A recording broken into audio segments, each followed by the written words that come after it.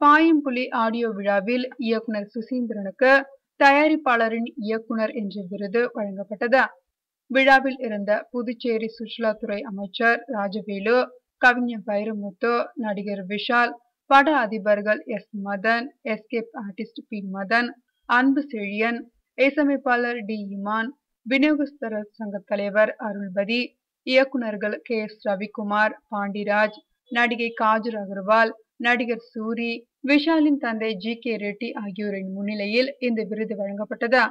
வேந்தர் மூவி சார்பில் தமிழ் திரைப்பட தயாரிப்பாளர் சங்கத்தின் தலைவர் டி. சிவா விருதை அறிவிக்க, பிலிம் சேம்பர் முன்னாள் தலைவர் சி. கல்யாண் விருதை இயக்குனர் சுசீந்திரனுக்கு வழங்கினார்.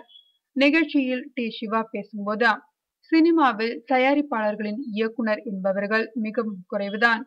S. P. Muthuraman, K. S. Ravikumar, Vikraman மாதிரி தயாரிப்பாளர்களின் இயக்குனர் என்று சிலரை மட்டும் சொல்ல முடியும். அந்த வரிசையில் சுசீந்திரனும் இணைந்திருக்கிறார். அவரை தமிழ் திரைப்பட தயாரிப்பாளர் சங்கத்தின் சார்பில் பாராட்டுகிறேன்.